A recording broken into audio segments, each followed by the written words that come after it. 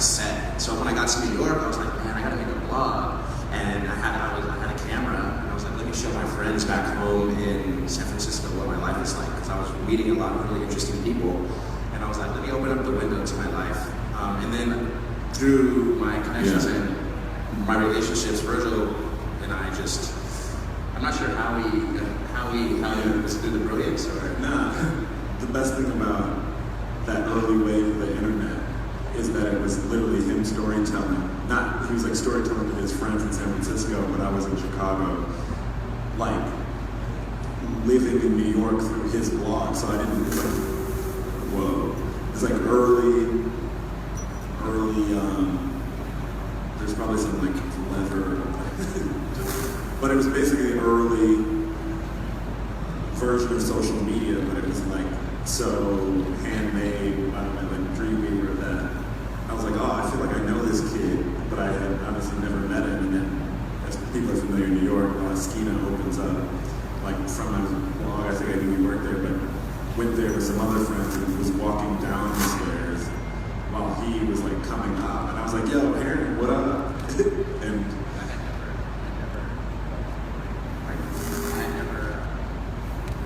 I had never met Virgil in person.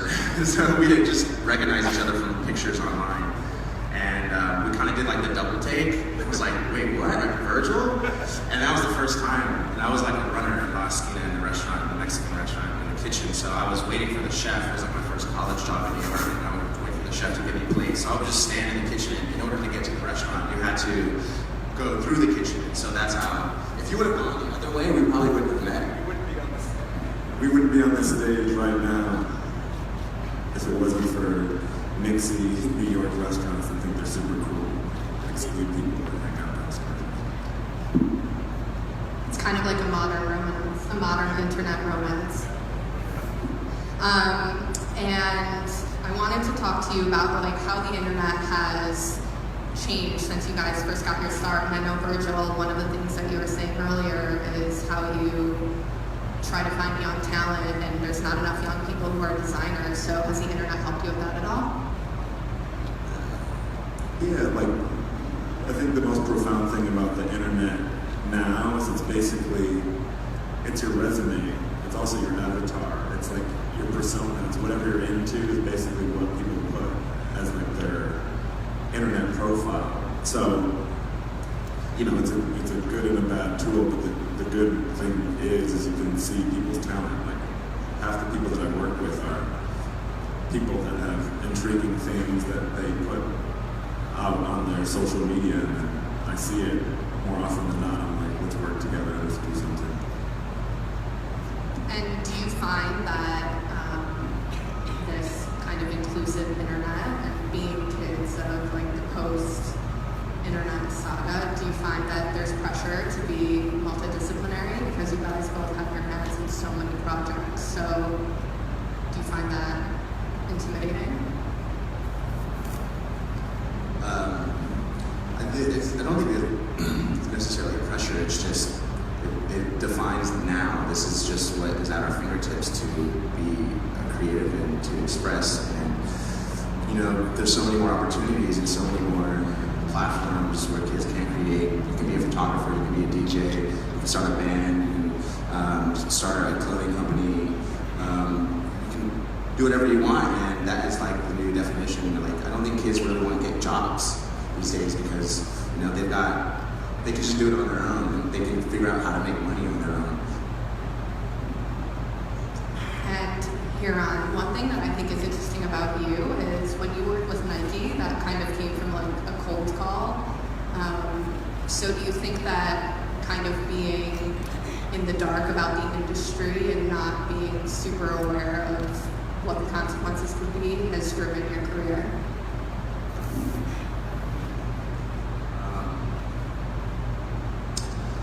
Ask that again? Sorry, slightly energy levels are very low right now. One tequila last night. Do you think that being kind of oblivious to the realities of business and designing helped you to launch your name, your career? Yeah, I think it was just all about just writing new rules, just creating your own path, writing the future. That's basically, I guess, how I got to where I'm at today. It's just been like a fuck it mentality. You're like, yo, I'm just gonna just try it. I'm just gonna do it. I'm very experimental, and I just don't like to take no. So it's just literally just like there's puzzle pieces, and it's just like putting them in place.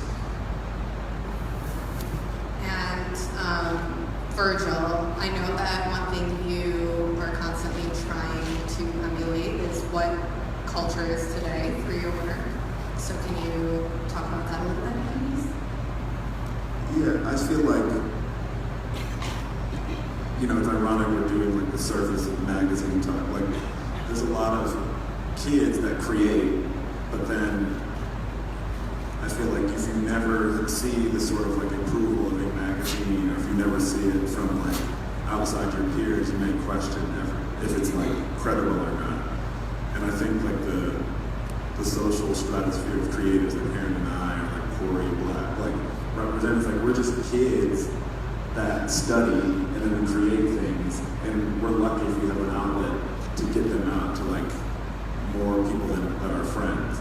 So my whole thing is like, I went, obviously working with Kanye or working with friends is how I got to where I'm at. And my sort of position is to like open up doors for more kids of the social stratosphere to get their work outside of just the insular friends that think it's cool, because I think it's important. I think it's the most important work that's happening is this role of a creative director that works closely with culture.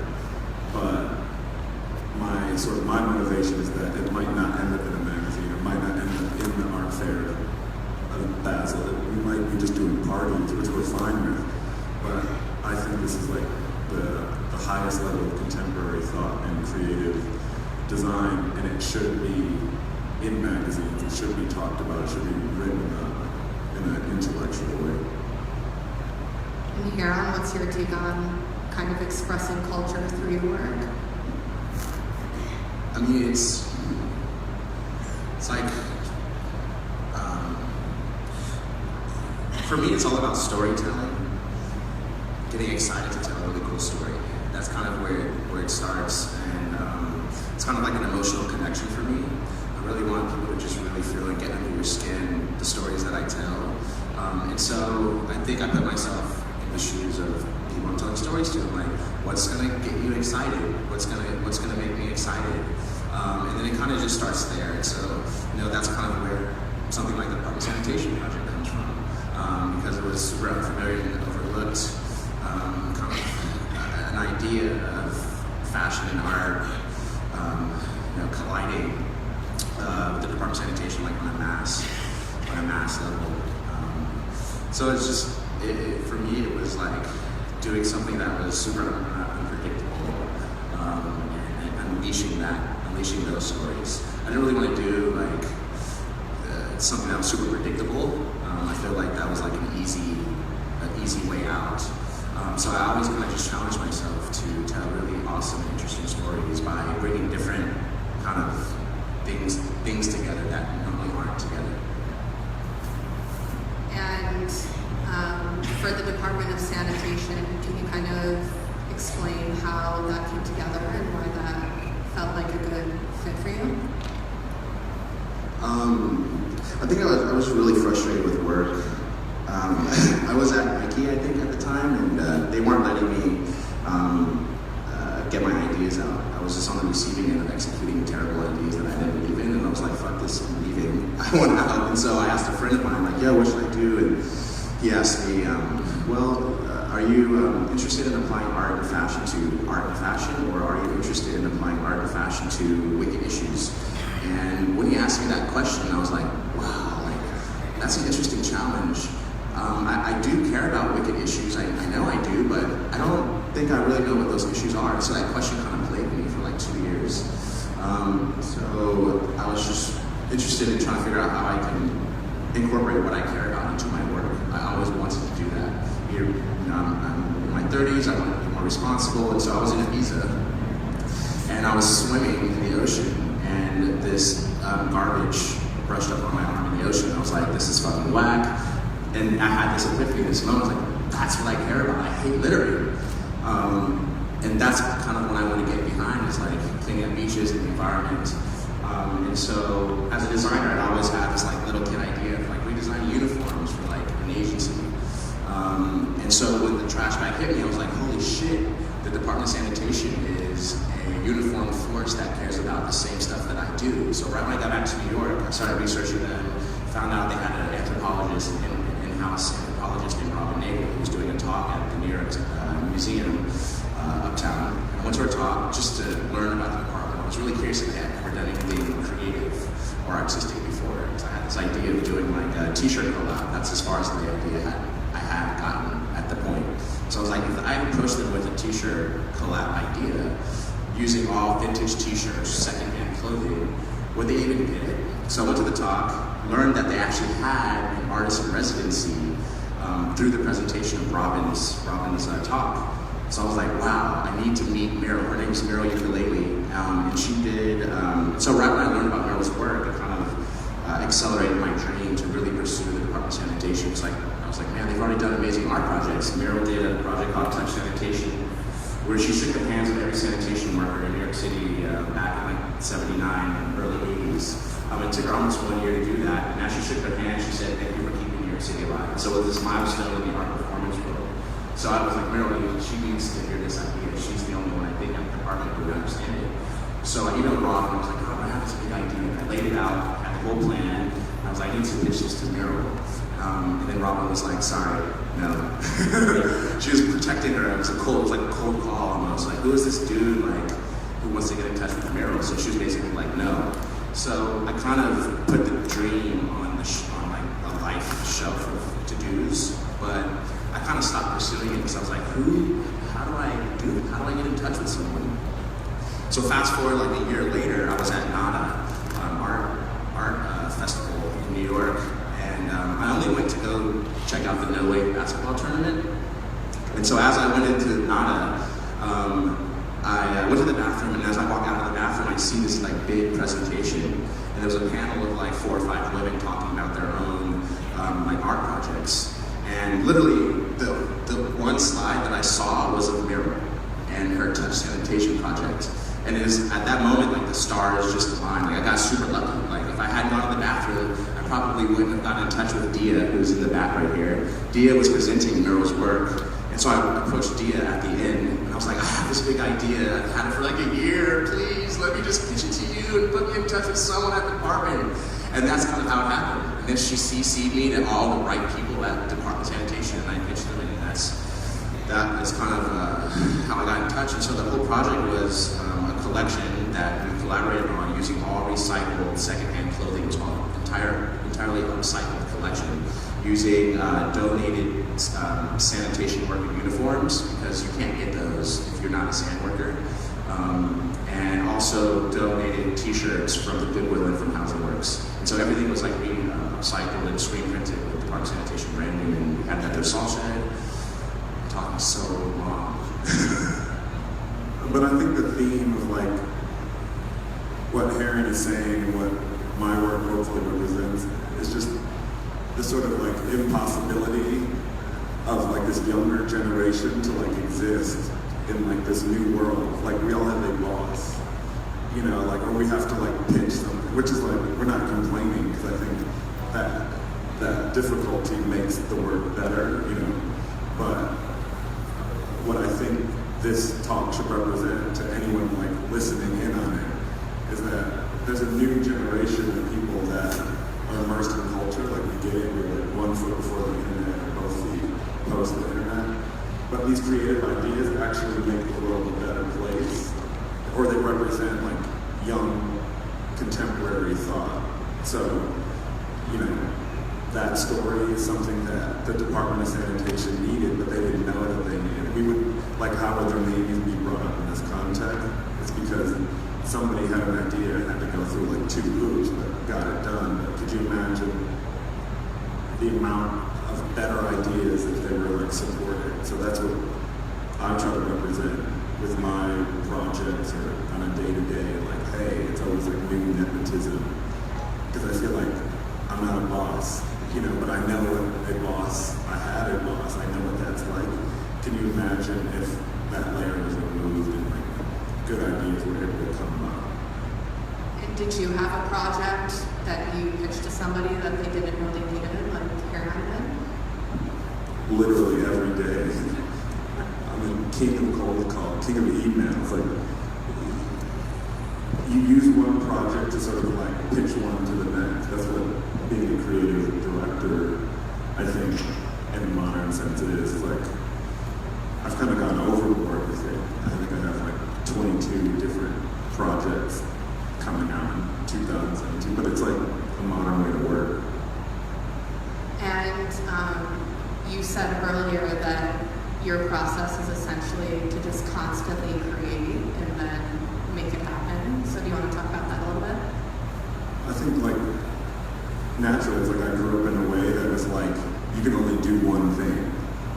Even in the art world, I'm still like kicking the tires this week, trying to find out if you, like, if you're like an artist, you shouldn't probably like DJ and do clothing, and because it's in the yesteryear, it was like hard for your brain to be like, wait, you do that and that, so you suck. You know, you're like, you know, like you're not an amazing artist if you're a chef or something like that. And I think my idea for creativity is to do the most at the same time, because one thing inspires the other, and you're actually like, you know, it's not like, I think a lot of it is like the phone, you know, I can have like 12 conversations at one time, it's different, so it's like, your brain can design a t-shirt, it can pitch Department of Sanitation, it can do visuals for this dome, we can, you know, you can do a lot, and that's what I think the misconception is now, that people are stuck in this mentality that you can only do one thing, like 9 to 5, and you can't have a side project that becomes your main project. Right. It's like with the technology we have today, we're not programmed to do one thing. So how do you guys bridge that gap, and how do you appear serious in so many different realms, especially Virgil? I know you're actively in Miami, so that's a new thing. I'm just kicking tires. Like, I literally don't know what I'm doing. I'm just having, like, fun with it. You know, and just trying to do things that's what Heron said, like, actualizing ideas. I'm going to switch out and see if this might be a little better for you. Thank you.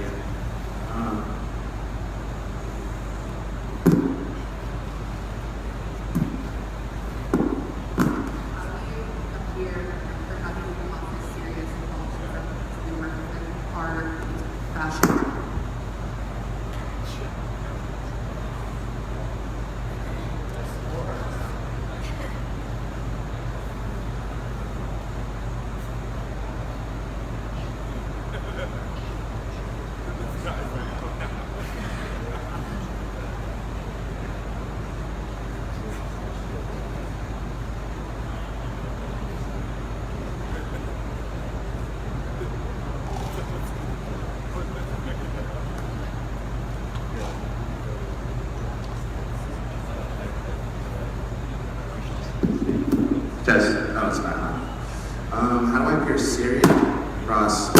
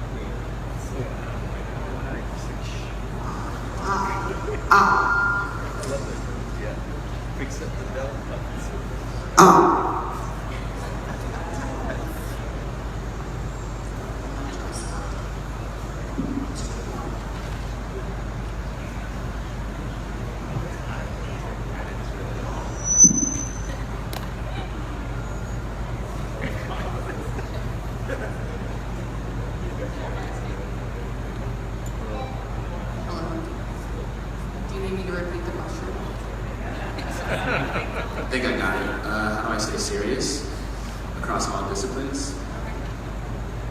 Get taken seriously? You just have to take yourself seriously. And you have to execute, I guess, at a high enough level where people will take you serious and just know your shit and really believe in it, really believe in it, and get the message out as clear as possible. That's one thing I kind of notice is that when no one really gets your idea, then they don't really like take you serious, and it just kind of flops.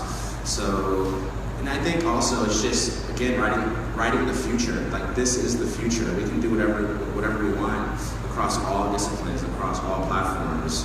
And so it's literally kind of grabbing culture by the hand and like walking them into this new world. It's like, yo, like this is the new serious. Like this is now. So take it seriously because this is really happening. And I think HP Trading Co. kind of rewrites those rules, especially with fashion, because you're not going by a calendar at all. It's kind of limited edition. It goes up when it goes up, and you also have art objects that you sell. So can you talk about that? Yeah, I was like, well, I have more ideas beyond a t-shirt. Like, why do I all just have to make a t-shirt? I have way more ideas. I have idea for a table. I have idea for a sculpture. I have ideas of, cutting up shoes and sewing them back together and making a Frankenstein brand out of that shoe.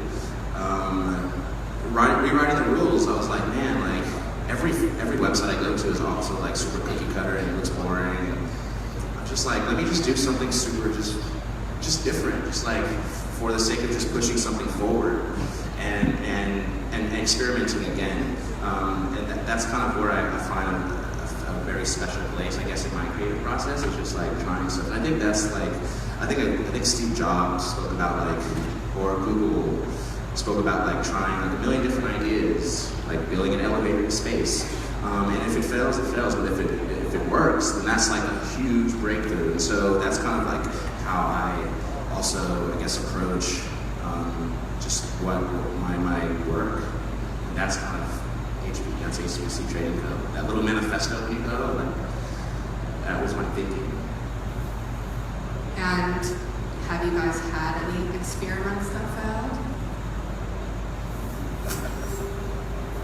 Yeah, all the time. All the time. That's the beauty of just having guts. Because you just gotta have some guts and just try stuff. And who cares if someone like laughs at you or calls you a failure?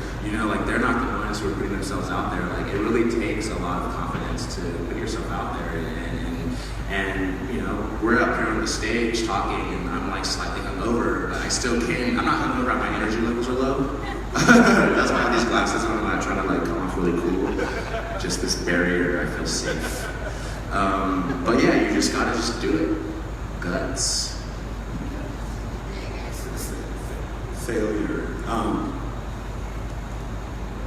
I was trying to think of like a good, like, I want to start this whole intellectualizing mid-drill thing, which maybe not. We'll save it for a book or like a documentary later. But this project that we had called Bin Trill, like, was it a failure or was it like a dawn of like a new idea / troll, like inside joke? But that's something that I want to like figure out at a later time. Yeah, I think it's the beauty of our current generation. It's not like, imagine, it's got explained to me by Peter Saville, who is like a mentor in sort of design space. He basically gave me this idea that it's all generational. Like, imagine your parents and their idea of their current time and culture and politics or whatever, and then imagine us, and then imagine like the generation below us. So there's a tremendous amount of freedom that our world has. Like, if you're in your 20s or 30s, the idea of failure is different if you were your parents, like, sort of standards, and imagine the kids younger. So we're like this millennials to like super responsible people in design world, like go to the art fair, like it's you. My thing is like, how come there's no one like 20s or in their early 30s exhibiting work? To me, it's like really expensive things that are like from a generation above. So yeah, fail to make good things. Do you think there is a way to get more people from our generation to be present in the design world? To me, it's like the biggest piece of like cultural equity in this current context is cosign. That's why I keep bringing like the magazine. Like there should be an issue of Surface that's like no one over 26 and fill it up with content, because it's like that's a form of a cosign. You know, what Heron is doing is all independent.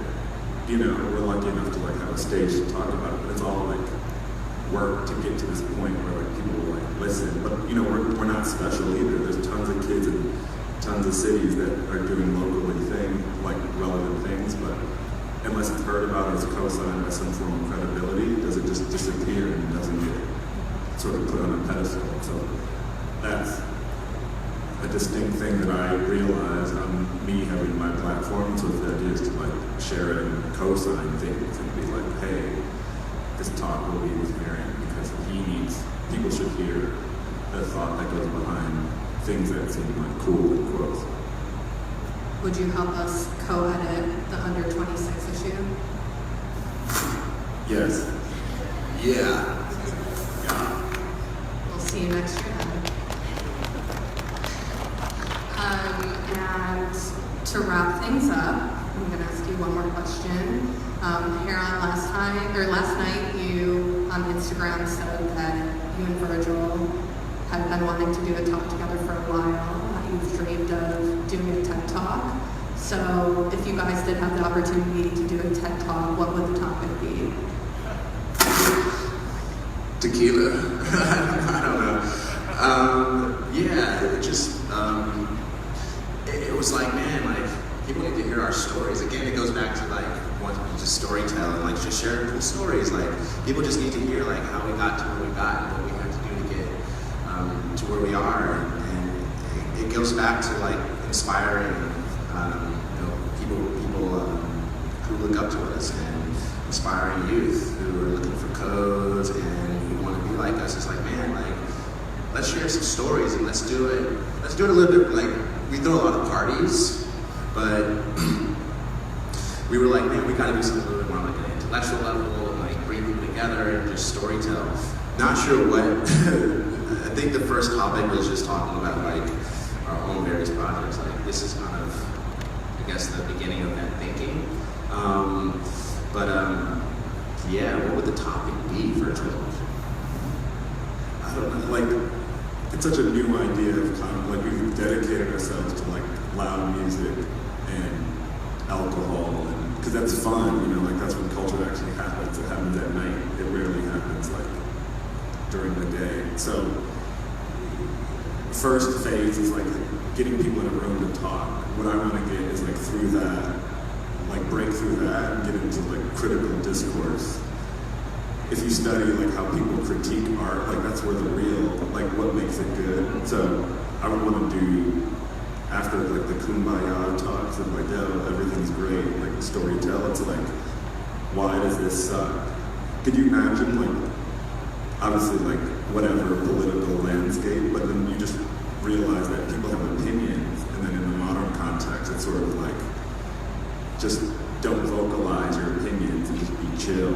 But in terms of the art space, imagine if we were like doing talks based around like what art critics used to do, or fashion critics. Like that's like a whole thing that disappeared. So then the art and fashion are different. You know, it's like it's commercial. When I think what made art that we love was like there were some like gatekeepers that like kept it in a box. And so if we were to do something like that, I would like try to make it critical and credible. Then this thing that we call street, you know, we're both like streetwear kids, like print on a t-shirt, make a brand that goes out and makes us have a persona or whatever. But like I was said, I was just worried that streetwear is going to be like the term disco. Like disco was cool, it was jazzy. It's like you can imagine the vibe, but the whole genre aged poorly. And I think streetwear is not a cheap term. It could be cheap unless it gets intellectualized and like broken down into pages, or someone who has like a background to sort of break down why this way of thinking. That's what his story about DSNY, my story, is just streetwear. It's not, streetwear isn't just t-shirts. It's a way of thinking. It's a way of pitching your boss. It's a way of like drinking tequila. You know what I mean? It's like, it's a thing. So that's what I would want to do, is like, and that's what I'm going to continue to do, is just use my platform to make what we do not seem like we're just a bunch of kids that like have a microphone, that we're actually doing something that is adding to culture. Well, and streetwear is seeing a lot of different iterations, and you guys are part of the crew who's defining where it's at now. So how would you explain where streetwear is now? I think it's at a point where everyone's like fishing for ideas of like what's the next in this and within this culture. And I think, I guess personally for me, it's like going in a more sophisticated direction, a more premium execution, and across collaboration between cultures. I think what was really special with the DSNY project is that at the event, it wasn't just like young cool kids. It was also like Department of Sanitation sand workers, and that kind of like cross-cultural like pollination is that one like the one feedback I got back from the event. Besides like, oh, it was awesome. It's like, man, there was some like I didn't expect like sanitation workers to really be there, and just to see a photo with like a model and a sanitation worker that was what I did it for. That was the special. It was like, man, like shining a light on the sand workers, bringing people together, and like that creates. You know, you go to like a fashion event, it's like all the same stuff, the same people, the same music. It's just like, all right, we like want to go get some drinks, go to the next one. Like bringing different people together to kind of bounce energy off of that creates a new experience. And I think like that's kind of where I'm driving like this culture in that direction.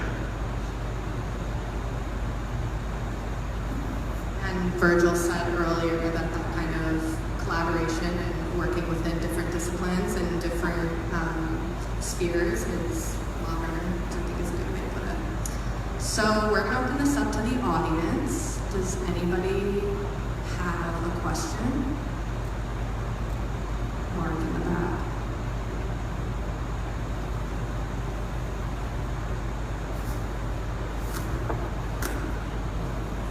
You talked earlier about the brain having the ability to do multiple things at multiple times. How do you ensure that everything that you are producing and putting out into the world is at the highest level? Because I know with me, I multitask and get distracted, and some things aren't done to the best of their ability if you had more time or gave it more focus. So how do you balance it to make sure that everything is getting the right amount of focus and needs to be at the highest quality?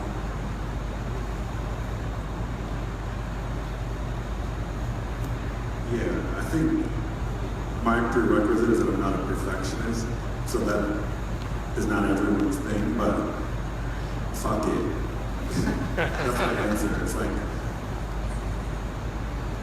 what's more frustrating for me is if people have ideas, and even if they're half-baked, that they don't come out. Like, it's not doing you any service. It's not like, let them be bad. That's where you find your style from.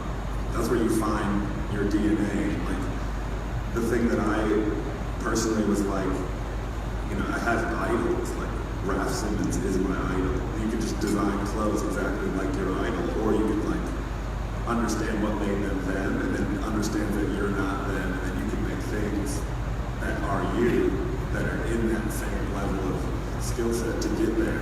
I think people have a tendency to sort of look at the final result, like your idol probably had like 10 years on doing exactly that. So if you're looking at the end of that, and you like look at the brand Supreme, you could look at it now and not realize that 15 years that it took to get to where it's at now. And you only learn by doing. I mean, it's not even failure. Like if the idea doesn't come out, it's like worse than a failure.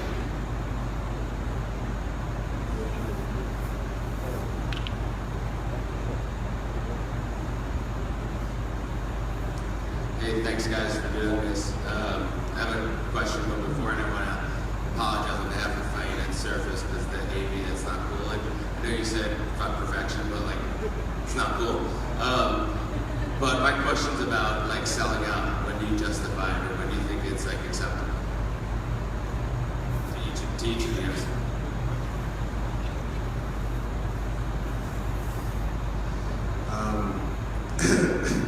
You know, when the term sell out is thrown around, it's just because someone has to pay the bills. Someone's got rent to pay. You know, someone might have a lot of kids. You know, you might have 2 kids. You gotta put food in their mouths. Like, and if there's a big check, you know. But the thing is, like, you gotta be honest with yourself. And as long as you're honest with yourself, then there's no selling out. There's no selling out. Yeah, just keep it honest. It's a super good question because it's exactly what, millennials don't believe in selling out. Like that part of their brain didn't transfer over. So if you're a generation before it, you still have this chip in your head that says like, I can't design for Zara or something like that. Or like a millennials, like their Tumblr page or Instagram is like every Howlett Lane, every Celine, who wore what, and then they just go to Zara and work on it. I think that's a gift to culture. This idea that like finally there is no discrepancy or prejudice against commercial versus cool, which is like why young people need to like race, like literally do 6 projects a day and be on the platform to be on a commercial level doing the most creative ideas. That's what this whole talk is basically, is like Heron and I are just running around dreaming in real time, making things without any sort of like level of approval. Our generation can make the most commercial thing cool. Like we could do an 1800 tequila bottle and make it like so beyond selling out that it's actually cool. That's what contemporary culture is. Like there's this new idea that I even told you about. Like I'm doing cigarettes for Off-White for Fashion Week, just making lighters and cigarettes. Like I don't know if it's a good idea or not. I don't know why I'm doing it, but it's not. I don't know what's selling out. Like selling out is such an old term that everyone should just like use their platform to do like sell out more. I feel like it'll like we'll have better art, we'll have better things at Zara, we'll have better things if the creative kids are able to do things that are on a mass scale now. It wasn't that way 10 years ago.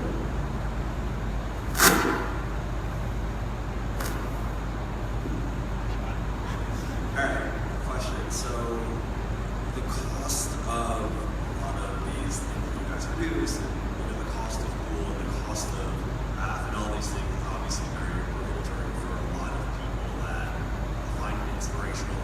At where do you draw the line of like too aspirational, versus affordable and accessible? Like, is it, really just meant to inspire? And obviously, when you're designing things, when you're putting things together, you know that it's not going to be wildly accessible. And is that sort of the point? Like, I don't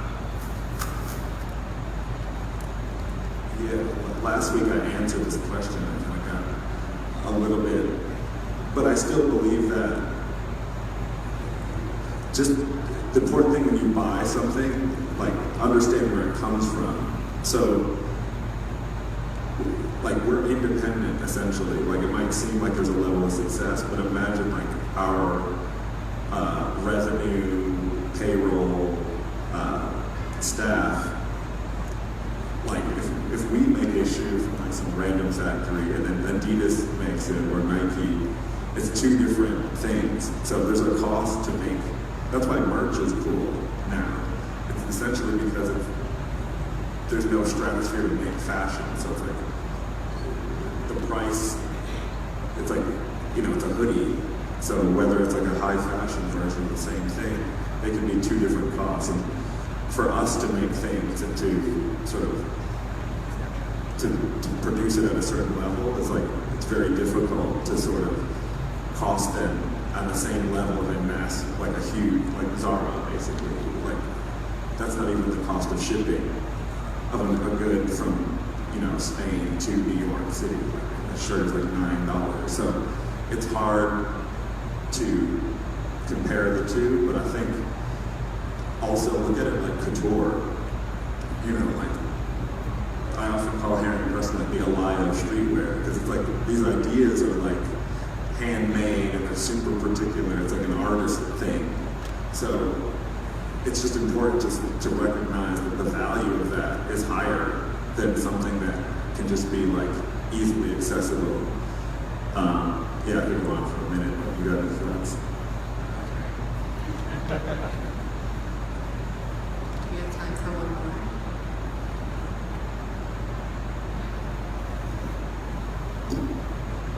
So thank you guys. You guys are awesome.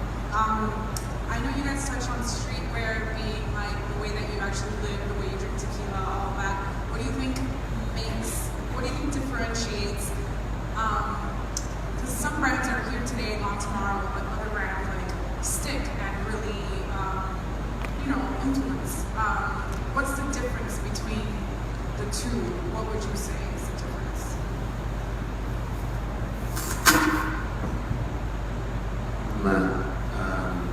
I think the brands that stick are the ones that are incredibly meaningful to their consumers, and really kind of get under their skin, and take them to the place that they've never been before.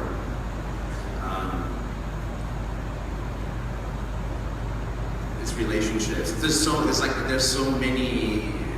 It's like a formula, In some cases, just have it naturally. They've got the formula down. They know how to network, move around, which photos to take, which photos to put on Instagram, who to take photos with, who to give your clothes to, who to seed, where you should be seen at what time. Like, there's just so many different aspects of making a brand stick that I've just noticed. But at the end of the day, it's just being super meaningful and authentic at the current time. And again, just being honest and true to yourself, and not coming off as someone who's like trying super hard to like fit in, but just super like seeing this natural kind of like evolution of your brand. Yeah, I think creative director is the job. Like, you have to like surf, just like riding waves. That's how you have to see your own brand. That's why I think you'll find. But Matt, if we're gonna do a talk, it's all about like giving tricks to people to figure out like how you can do it too. So we're not on some weird stage like pretending like we made it. It's the biggest trick that Heron and I use is literally being immersed in culture. That's like sitting in Cafe Select, drinking rosé.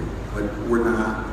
I have friends here that know my huge disdain for like staying home. They're like, oh, it's 10 p.m. Yeah, we're just gonna like go home. It's like, we'll see you guys later. It's like, no, let's talk, let's hang out. Like, some great ideas are only gonna come from conversation after 10 p.m. It's not, oddly enough, it's not gonna happen before then.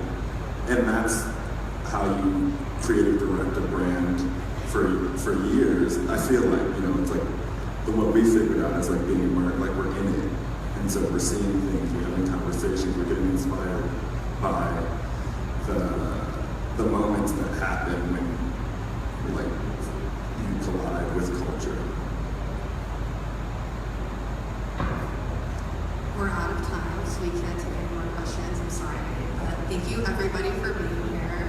Thank you, Virgil. Thank you,